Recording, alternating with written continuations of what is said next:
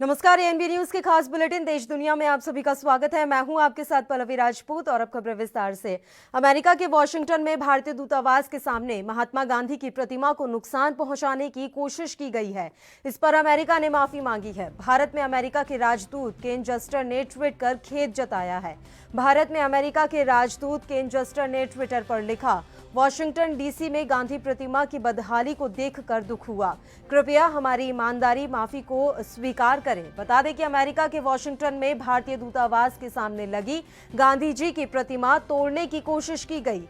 नस्ल भेद के खिलाफ चल रहे प्रदर्शन के दौरान कुछ प्रदर्शनकारियों ने मूर्ति को नुकसान पहुंचाने की कोशिश की, जिसके बाद दूतावास ने प्रशासन से संपर्क किया।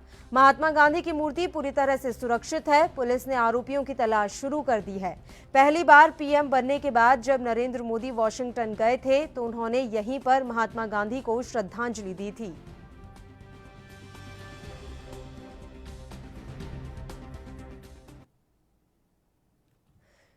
पाकिस्तान वैश्विक महामारी कोरोना वायरस के साथ साथ टिड्डियों के हमले से भी जूझ रहा है। देश पर संकट की दोहरी मार पड़ी है। हालांकि सरकार ने टिड्डियों के हमले को अवसर में बदल दिया है। प्रधानमंत्री इमरान खान ने कहा है कि लोग टिड्डियों को पकड़कर मुर्गी पालन करने वालों को बेचें, जिससे उन्हें कमाई का एक नया जरिया मिलेगा। इमरान खान ने कहा कि देश टिड्डियों के हमले से जूझ रहा है। ऐसे में लोगों को इन्हें पकड़ना चाहिए और इसे बेचकर इसकी कमाई करनी चाहिए। वे इन्हें पकड़ मुर्गी पालन करने वालों को बेच सकते हैं। मुर्गी पालन करने वाले इन टिड्डियों को 15 रुपए प्रति किलो की दर से खरीदेंगे और इसका इस्तेमाल मुर्गियों के चारे के रूप में करेंगे। बता दें कि संघीय कैबिनेट की एक बैठक की अध्यक्षता करते हुए पीएम ने टिड्डी खतरे से निपटने के लिए इस आउट ऑफ द बॉक्स प्रस्ताव का समर्थन किया और कहा कि लोगों को टिड्डियों को पकड़ने के लिए वित्तीय सहायता भी दी जाएगी, साथ ही इसे प्रोत्साहित भी किया जाएगा।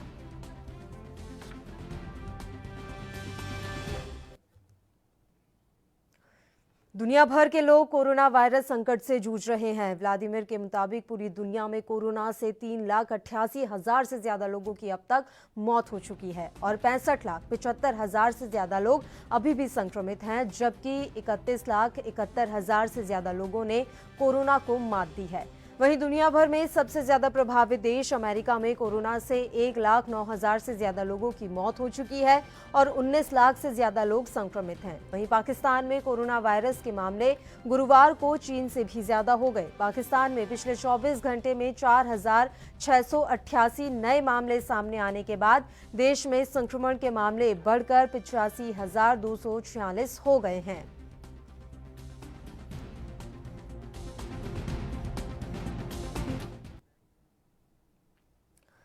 केरल में गर्भवती मादा हथिनी की दर्दनाक मौत का मामला तूल पकड़ता जा रहा है। केरल के मुख्यमंत्री पिनराई विजयन ने कहा है कि हमारी नजर 3 संदिग्धों पर टिकी हुई है।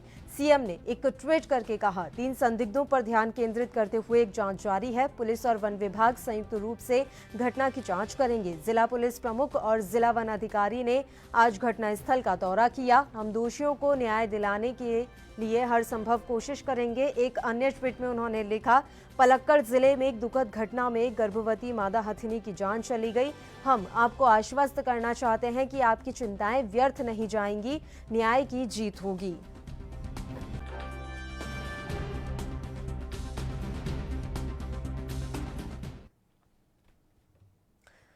कोरोना वायरस लॉकडाउन के बीच बॉर्डर सील होने से परेशान लोगों को जल्द राहत मिल सकती है। सुप्रीम कोर्ट ने इस पर सुनवाई करते हुए कहा है कि दिल्ली एनसीआर के लिए एक ही पास होना चाहिए। सुप्रीम कोर्ट ने कहा, एक कॉमन पास बने जिसकी हरियाणा, यूपी और दिल्ली तीनों राज्यों में मान्यता हो। सुप्रीम कोर्ट ने दिल्ली सरकार, हरियाणा सरकार और यूपी सरकार से कहा है कि वह एक मीटिंग करें और इंटर स्टेट लोगों को आने जाने को लेकर एक कॉमन पॉलिसी और पोर्टल बनाएं। कोरोना महामारी के मद्देनजर दिल्ली और एनसीआर में आने जाने को लेकर राज्य सरकारों ने पाबंदियां लगा रखी हैं। अदालत ने कहा कि दिल्ली एनसीआर के लिए एक कॉमन पास होना चाहिए।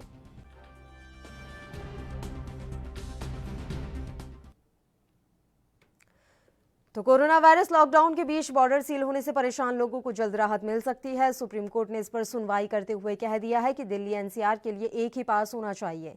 सुप्रीम कोर्ट ने कहा कि एक कॉमन पास बने जिसकी हरियाणा, यूपी और दिल्ली तीनों राज्यों में मान्यता हो। इस पर बीजेपी के प्रवक्ता शाहनवाज हुसैन ने प्रतिक्रिया दी है। दिल्ली सरकार बिहेव कर रही थी कभी वो रोक दे रही है, कभी वो मना कर दे रही है। तो बहुत से लोग हैं जो काम कहीं करते हैं, रहते नोएडा में है या गुड़गांव में, एनसीआर के इलाके में। तो जब ये दिल्ली एनसीआर है तो एनसीआर के बारे में एक ही जैसा निर्णय होना चाहिए और इसको लेकर बातचीत करने को सुप्रीम कोर्ट ने कहा है, इस पर बातचीत होगी। भुवनेश्वर आईएमडी के वैज्ञानिक एचआर विश्वास ने आने वाले समय में मौसम कैसा रहेगा, इसको लेकर जानकारी देते हुए क्या कुछ बताया, सुनते हैं। उड़ीसा का अभी जो है आज सुबह हमारा जो एनालिसिस पर मानसून केरला में 1 जून में हुआ था, उसका बाद फिर एडवांस भी हुआ कुछ कुछ एरिया में। अभी हमारा बे ऑफ बंगाल में एरिया में फिर एडवांस हुआ है।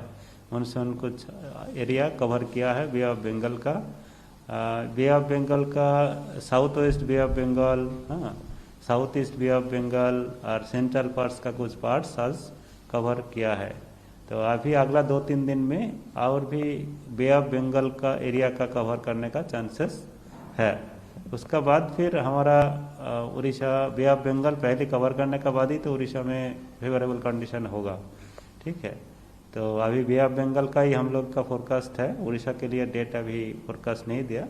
बट अभी हमारा जो मेन ये है 8 जून 8 तारीख का आसपास एक लघुचाप लो प्रेशर एरिया होने का चांसेस है बे ऑफ बंगाल में, वेस्ट सेंट्रल का ईस्टर्न पार्ट में, सेंट्रल बे ऑफ बंगाल का ईस्टर्न पार्ट में आपका एक लो प्रेशर होने का चांसेस है, जिसका प्रभाव में उड़ीसा में रेनफॉल एक्टिविटी इंक्रीज होगा।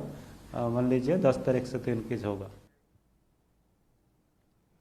अयोध्या ढांचा विध्वंस मामले में गुरुवार को बीजेपी नेता विनय कटियार, रामविलास वेदांती समेत कई आरोपी कोर्ट में पेश हुए।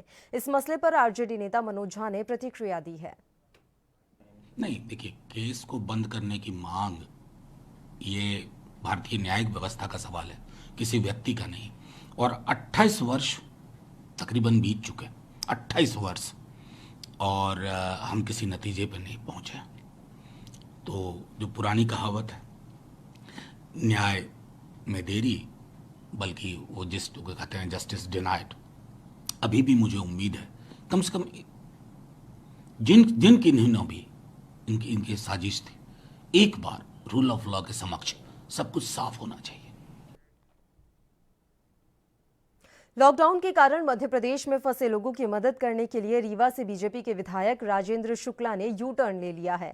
उन्होंने मदद मांगने वाले अपने ट्वीट पर कहा है कि वो सोनू सूद को चेक कर रहे थे कि वो मदद कर भी रहे हैं या नहीं। मैंने अभिनेता से मांग नहीं की है, समाज सेवा में जुटे हुए एक ऐसे व्यक्ति से मांग की थी जो बसों के माध्यम से गरीबों को उनके घरों में पहुंचाने का काम कर रहे थे। और ये मांग भी मैंने उन लोगों के आग्रह पर की थी, रीवा और सतना के जो लोग मुंबई में फंसे हैं उनके लिए। तो मैं भोपाल से बस भेजने के लिए भी तैयार था, क्योंकि आपको मालूम है कि मुंबई से ट्रेनों के माध्यम से बहुत से लोगों को, विंध्य क्षेत्र के लोगों को रीवा लाने का काम मध्य प्रदेश शासन ने और मुख्यमंत्री जी ने किया है। अकेले 25 दिनों में, पिछले 25 दिनों में रीवा में 45 श्रमिक ट्रेनें पहुंची हैं और 1500 बसें पहुंची हैं। तो ये काम तो शासन के माध्यम से 5 लाख से ज़्यादा प्रवासी श्रमिकों को लाने का काम किया जा चुका है। लेकिन जो 100-150 लोग जो बच गए थे, जब उन्होंने मुझसे बताया कि हम रह गए हैं, तो स्वाभाविक है कि मेरी ये जिम्मेदारी है कि उनको लाने की हम व्यवस्था करें। और मैंने कहा कि इतने कम लोगों के लिए तो ट्रेन का इंतज़ाम करना संभव नहीं है, हम बस भिजवाने की व्यवस्था करते हैं। तो उन्हीं लोगों ने मुझसे कहा कि भोपाल से यदि आप बस भेजेंगे तो 2 दिन में तो बस पहुँचेगी, फिर वहाँ से रीवा जाएगी। हम लोग जहाँ रहते हैं यहीं पास में ही सोनू सूद जी समाज सेवा का बड़ा काम कर रहे हैं और बसों के माध्यम से श्रमिकों को पहुंचाने का काम कर रहे हैं। यदि उनको आप कह दें तो हम लोगों की व्यवस्था तुरंत हो सकती है। और इसलिए लोगों उनके आग्रह पर मैंने एक सोनू सूद जी को जब मैंने ट्वीट किया तो मुझे इतनी अपेक्षा नहीं थी कि इतनी जल्दी उनका रिस्पांस आएगा, लेकिन तुरंत उनका रिस्पांस आया, क्योंकि उस काम में वो लगे हुए थे। बसों के माध्यम से मुझे सुना है कि हज़ारों लोगों को पहुंचाने का काम उन्होंने किया है। तो उन्होंने कहा कि मुझे खुशी है और मैं निश्चित रूप से उनकी डिटेल्स मिल जाएंगे तो मैं उनकी भेजने में मदद करूंगा। तो उनको डिटेल्स मैंने उपलब्ध कराए। तो जो हमारे प्रवासी लोग वहां पर थे वो भी बड़े प्रसन्न हुए कि हम लोगों के कहने पे इन्होंने तुरंत उनसे बात करके और ये किया है। उत्तर प्रदेश के प्रधान सचिव अमित मोहन प्रसाद ने प्रदेश में कोरोना की स्थिति को लेकर जानकारी दी। 24 घंटों में कुल 371 नए प्रकरण सामने आए हैं। इस समय प्रदेश में एक्टिव इन्फेक्शन के केसेस की कुल संख्या 3553 और जो लोग संक्रमित होने के पश्चात पूर्णतः उपचारित होकर डिस्चार्ज किए जा चुके हैं उनकी संख्या है 5439 अब तक कोरोना वायरस पॉजिटिव 245 लोगों की मृत्यु हुई है।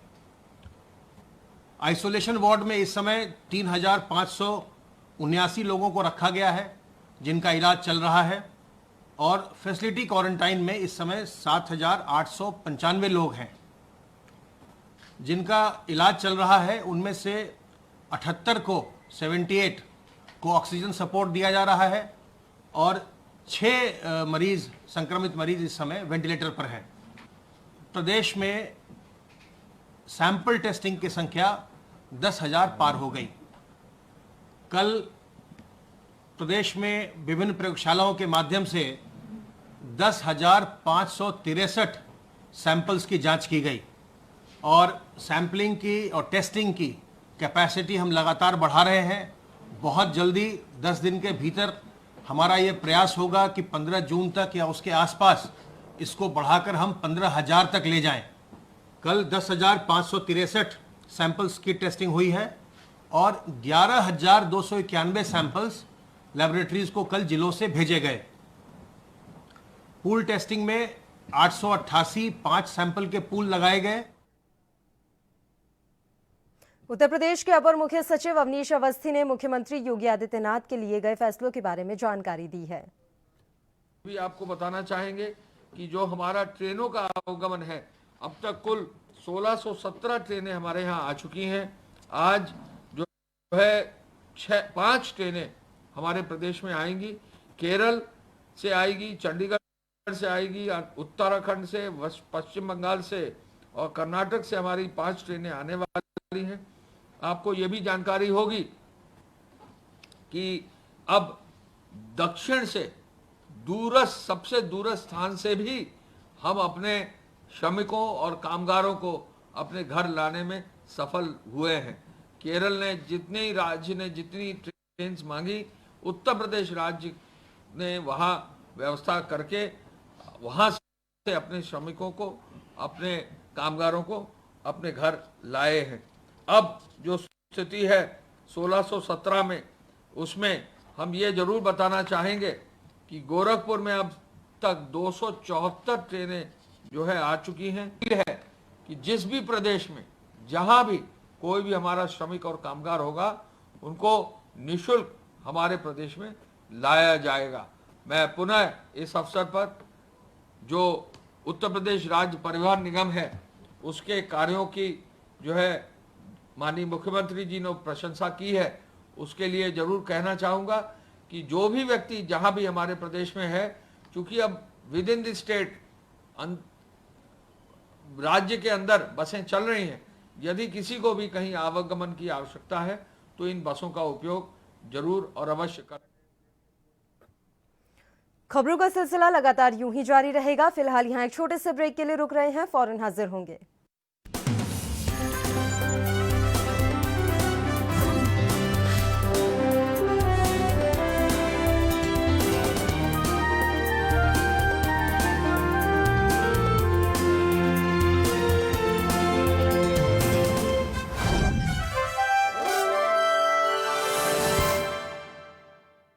ਜ਼ਿਲ੍ਹੇ ਜਾਂ ਸੂਬੇ ਵਿੱਚ ਜਾਣ ਤੋਂ ਪਹਿਲਾਂ ਜਾਂ ਕਿਸੇ ਹੋਰ ਸੂਬੇ ਤੋਂ ਪੰਜਾਬ ਵਿੱਚ ਆਉਣ ਤੋਂ ਪਹਿਲਾਂ ਕੋਵਾ ਪੰਜਾਬ ਐਪ ਰਾਹੀਂ ई-पास ਲੈਣਾ ਨਾ ਭੁੱਲਣਾ।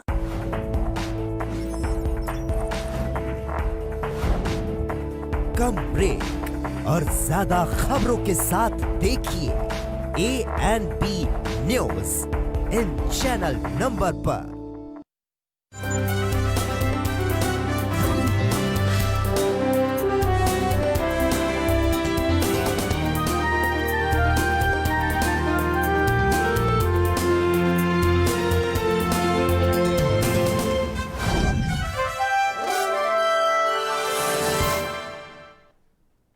ब्रेक के बाद एक बार फिर से आप सभी का स्वागत है। आंध्र प्रदेश में वाईएसआर कांग्रेस पार्टी के राज्यसभा सदस्य वी विजय साई रेड्डी ने कहा कि टीडीपी चाहे कितनी भी साजिशें रचे या येलो मीडिया खुद का जितना भी प्रचार करे, लेकिन देश में सबसे लोकप्रियता वाले मुख्यमंत्रियों की सूची में मुख्यमंत्री वाईएस जगन मोहन रेड्डी चौथे स्थान पर खड़े हैं। उन्होंने कहा कि नेता वही होना चाहिए जो लोगों के दिलों में अपनी जगह बना सके। उन्होंने कहा कि साजिशों और कुतंत्र करने में व्यस्त चंद्रबाबू नायडू अब सदा के लिए उसी जगह पर ही बैठे रहेंगे।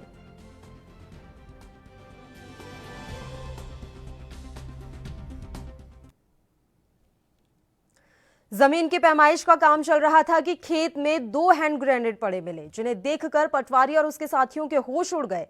मामला हरियाणा के फतेहाबाद जिले में उपमंडल टोहाना के गांव भोडी का है। सदर प्रभारी सुरेंद्र कांबोज ने बताया कि आज सुबह उनके पास 2 जिंदा हैंड ग्रेनेड मिलने की सूचना देने के लिए फोन आया।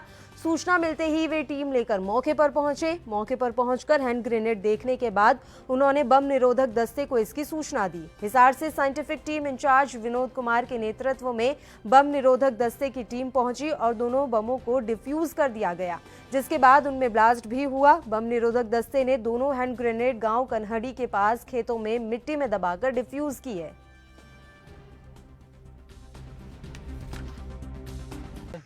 तो जिसकी इन्फॉर्मेशन मिली थी टीम से तो वहाँ पहुँचे, तो दोनों टीम हैंड ग्रेनेड जो मिले हैं काफ़ी जर लगा, जिसे देखने का प्रतीत यही होता है जो काफ़ी पुराने कई सालों को वहाँ पड़े हुए हैं, तो उनको कब्जे में लेकर सुरक्षित रखा गया था।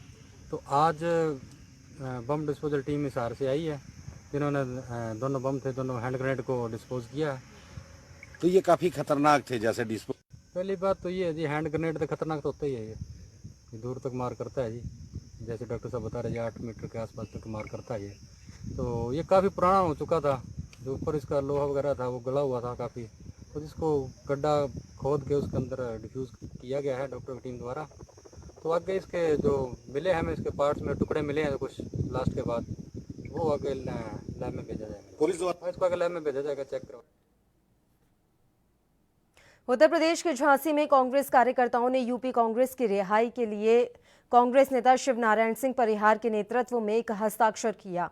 राष्ट्रपति को संबोधित ज्ञापन उप जिलाधिकारी अंकुश श्रीवास्तव को सौंपा, जिसमें लिखा गया है कि अजय कुमार लल्लू को यूपी सरकार ने अपनी गरीब विरोधी मानसिकता और राजनीतिक द्वेष के कारण जेल में डाल दिया है और हमारी पार्टी के दर्जनों कार्यकर्ताओं पर फर्जी मुकदमे दर्ज किए गए हैं।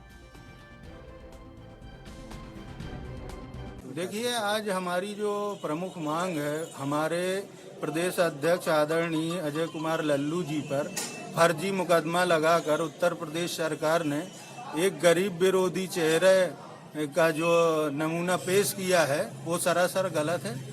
हमारे प्रदेश अध्यक्ष आदरणीय अजय कुमार लल्लू जी को फर्जी मुकदमा लगाकर जेल भेज दिया गया, साथ में 90 कांग्रेस के कार्यकर्ताओं पर मुकदमा लगाया गया, जो सरासर अन्याय है। आज इसी संबंध में हमने महामहिम राष्ट्रपति जी को ज्ञापन सौंपा है कि इसकी जांच कराकर तत्काल रिहा किया जाए अजय कुमार लल्लू जी को, क्योंकि ये गरीब श्रमिकों की मदद के लिए उन्होंने काम किया है, कोई जुल्म नहीं किया, इसलिए उनको तत्काल रिहा किया जाए।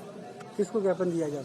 हमने आज एसडीएम मऊरानीपुर को दिया है, महामहिम राष्ट्रपति। उत्तर प्रदेश के जौनपुर में एक साथ 25 लोगों की रिपोर्ट कोरोना पॉजिटिव आने से जिले में हड़कंप मच गया। शहर के मुख्य मार्केट औलंगगंज में कोरोना संक्रमित मिलने से पूरी मार्केट को फिलहाल के लिए सील कर दिया गया है।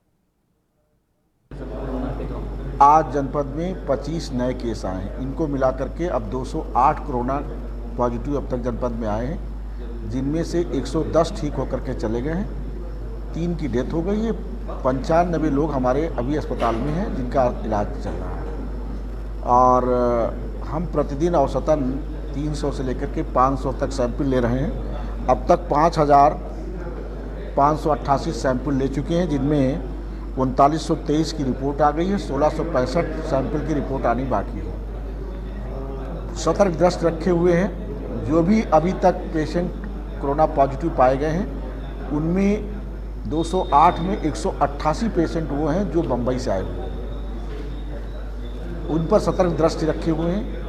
हमारे जनपद में 135 ट्रेन आई हैं, उनके माध्यम से 1 लाख से अधिक लोग जनपद में गुजरात, महाराष्ट्र, केरला, तमिलनाडु और पंजाब से आए।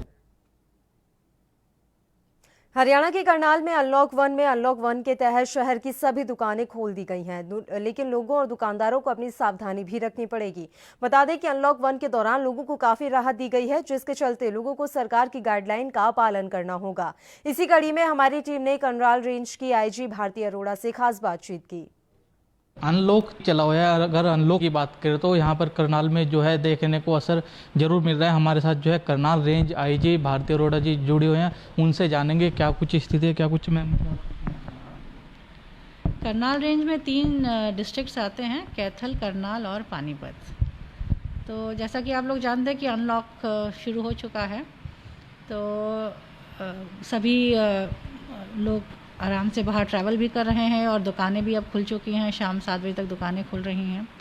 इस ऐसे समय में लेकिन हम सब जानते हैं कि कोरोना के केसेस लगातार बढ़ते जा रहे हैं और इस वक्त में हमारी सबकी ये बहुत ज़्यादा जिम्मेदारी भी साथ में बढ़ती जा रही है कि ये केसेस लोकल लोगों में ना फैलें। अभी तक जितने भी केसेस आ रहे हैं तीनों ज़िलों में, कैथल, करनाल और पानीपत में जितने भी नए केसेस आए हैं, इन सब की ट्रैवल हिस्ट्री है, most of them, majority of इनकी जो ट्रैवल हिस्ट्री है वो दिल्ली से है। तो इस वक्त हमारी बहुत ज़्यादा जिम्मेदारी ये है कि दिल्ली से जो लोग ट्रैवल करके आ रहे हैं या बॉम्बे से या ऐसी जगह से जहाँ पे ज़्यादा कोरोना सेंसिटिव केसेस हैं, उन लोगों को आते ही इमीडिएटली सबसे पहले रिपोर्ट करना चाहिए अपनी ट्रैवल हिस्ट्री और अपने आप को खुद जाके टेस्ट करवाना चाहिए, ताकि उनके परिवार को, उनके आस पड़ोस के लोगों को, समाज को ये बीमारी ना फैले। और क्या कुछ आपकी तरफ से अपील रहेगी? जिस तरह से अनलॉक 1 चला हुआ है, जो पब्लिक पहले से काफ़ी भीड़ भी देखने को मिली है। अगर रेलवे स्टेशन की बात करें, रेल जो है वो भी शुरू हो गई है, बस सेवाएं भी शुरू हो चुकी हैं, उनके बारे में वहाँ पर किस तरह की आपकी तरफ से तैयारी रहेंगी, क्या कुछ कहना? रेलवे स्टेशन भी खुल गए हैं, बसेस भी चल रही हैं और इनके बीच में हमारे मुलाजिम भी खड़े होकर ड्यूटी दे रहे हैं, तो उन मुलाजिमों को भी अब ग्रेटर रिस्क है। आपने देखा है कि मुंबई में, दिल्ली में बहुत सारे पुलिस ऑफिसर्स मुलाजिम हैं जो कोविड की चपेट में आ गए हैं, कई लोगों की मृत्यु भी हुई है। ऐसे में हमारी सबकी जिम्मेदारी बनती है कि ये जो कोरोना वॉरियर्स है, पुलिस डिपार्टमेंट के सभी मुलाजिम, जो हमारे स्वास्थ्य कर्मी हैं और सफाई कर्मी हैं, इन सभी का हम सब समाज की तरफ से मिलके उनका ध्यान रखें। ज़रूरत से ज़्यादा भीड़ ना इकट्ठी करें, जहाँ पे ज़रूरत हो केवल तभी वहाँ बाहर निकलें। करनाल वासियों को आपकी तरफ से क्या कुछ अपील रहेगी? जिस तरह से आप बोलते भी हैं, ये कोरोना वायरस महामारी चली, इसको कड़वा घुट समझ के पीना पड़ेगा, क्या कुछ? करनाल वासियों के लिए मेरा यही संदेश है कि आप लोगों ने बहुत अच्छा सहयोग किया, लॉकडाउन को बहुत अच्छी तरीके से निभाया। आपने इस लॉकडाउन को, बीमारी को दवा समझ के पिया लॉकडाउन को, और अब आगे भी आप, मुझे पूरी उम्मीद है कि अपनी जिम्मेदारी को निभाएंगे। आप अपनी ट्रैवल हिस्ट्री बताएंगे, अपने आप को टेस्ट करवाएंगे, अपने आप को आइसोलेट करेंगे, हाउसलेट करें या क्वारंटाइन में जाएं, मास्क अवश्य पहनेंगे और सोशल डिस्टेंस अवश्य मेंटेन करेंगे, ताकि हम सब मिलके, हर एक आदमी की जिम्मेदारी है, हम सब मिलके सबके कंट्रीब्यूशन से इस बीमारी को अवश्य हरा सकेंगे। ये थे हमारे साथ करनाल रेंज आईजी भारती अरोड़ा। इन्होंने करनाल वासियों से यही अपील की है, जो करनाल की जनता है अपने घरों में बने रहे, अगर बाहर निकलते हैं तो मास्क का प्रयोग जरूर करें, और जो लोग हैं अगर बाहर जाते हैं मास्क का प्रयोग करें, सोशल डिस्टेंस का भी साफ तौर पे पालन करें। Amit Bhatnagar, ANB news, Karnal. वहीं पंजाब के फिरोजपुर का एक वीडियो सोशल मीडिया पर वायरल हो रहा है, जिसमें एक व्यक्ति की जमकर पिटाई की जा रही है।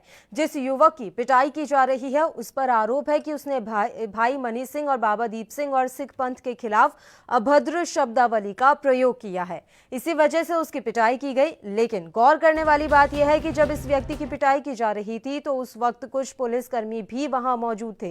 पुलिसकर्मियों ने भीड़ से आरोपी को छुड़ाने के बजाय बाहर लेकर जाने को कहा। पुलिस के सामने कुछ लोग कानून को अपने हाथ में भी लेते दिखाई दिए, लेकिन पुलिस मूक दर्शक बनी रही।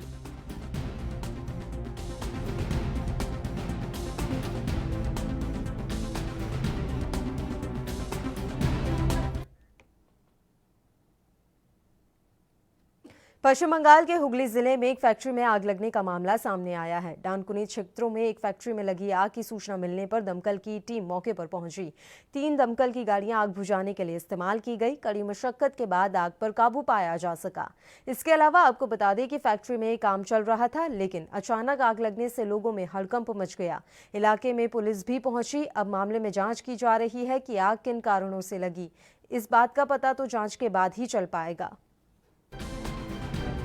तो जैसा कि आप तस्वीरों में भी देख रहे हैं किस तरह से धुएं का गुबार उठ रहा है। बताया जा रहा है कि आग काफ़ी भयानक थी, लेकिन आग किन वजहों से लगी है इसकी जानकारी अभी तक नहीं मिल पाई है। दमकल की टीम ने हालांकि अभी आग पर काबू पा लिया है।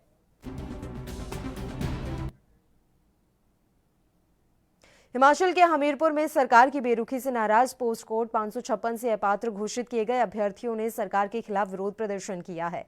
दरअसल अभ्यर्थियों का कहना है कि 3 साल तक उन्हें आश्वासन दिया गया, अब या तो उन्हें नौकरी दी जाए या फिर सीएम उनके हाथ में कटोरा पकड़ा दे। बता दें कि हिमाचल कर्मचारी चयन आयोग के माध्यम से पोस्ट कोड 556 के तहत सैकड़ों पदों को भरने के लिए भर्ती प्रक्रिया 3 साल पहले शुरू की गई थी, लेकिन अब 3 साल तक आश्वासन देने के बाद इस पोस्ट कोड के तहत रिक्त बचे 500 से अधिक पदों को पोस्ट कोड 727 में मर्ज करने की योजना सरकार बना रही है, जिसका भी अभ्यर्थी विरोध कर रहे हैं। दोनों पोस्ट की भर्ती हुई तो हमारे साथ ये अन्याय क्यों? एक पोस्ट कोड में आप सभी को एलिजिबल कर रहे हैं, सभी को पात्र घोषित कर रहे हैं, लेकिन दूसरे पोस्ट में आप हमें अपात्र घोषित करके बाहर का रास्ता दिखा रहे हैं। अगर बात करें रूल्स की, तो जो नए रूल्स अमेंड हुए, जो नए रूल प्रकाशित होने वाले हैं, उनके तहत तो सभी को दोबारा से मौका दिया गया, जिसकी मिनिमम जो क्वालिफिकेशन थी वो +2 रखी गई। लेकिन विडंबना ये है कि जो पोस्ट कोड 556 से पहले की भर्ती थी उसमें भी सभी को लिया गया, जो आगे वाली भर्ती होने वाली है उसी में भी सभी को एलिजिबल किया जा रहा है। लेकिन हमारे साथ अभी भी वही अन्याय हुआ। हमें जो रिमेनिंग 556 की बची हुई सीटें थी वो हमें अभी तक नहीं। फिल्म इंडस्ट्री को इस वक्त एक के बाद एक कई झटके लग रही हैं। इरफान खान, ऋषि कपूर, वाजिद खान, अनवर सागर के बाद अब दिग्गज निदेशक बासु चटर्जी ने भी दुनिया को अलविदा कह दिया है। बासु के निधन की खबर सोशल मीडिया पर लहर की तरह दौड़ गई। नेता से लेकर अभिनेता तक सभी को गहरा झटका लगा है। सभी अपनी श्रद्धांजलि और सद्भावनाएं व्यक्त कर रहे हैं।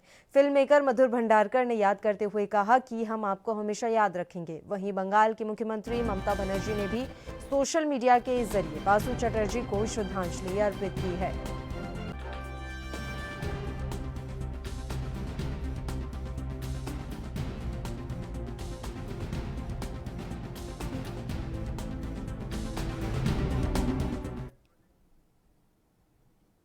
और इसी के साथ इस बुलेटिन में फिलहाल के लिए इतना ही। मुझे दीजिए इजाजत। देश प्रदेश की तमाम ताज़ा और अहम खबरों के लिए आप बने रहिए ANB न्यूज़ के साथ। नमस्कार।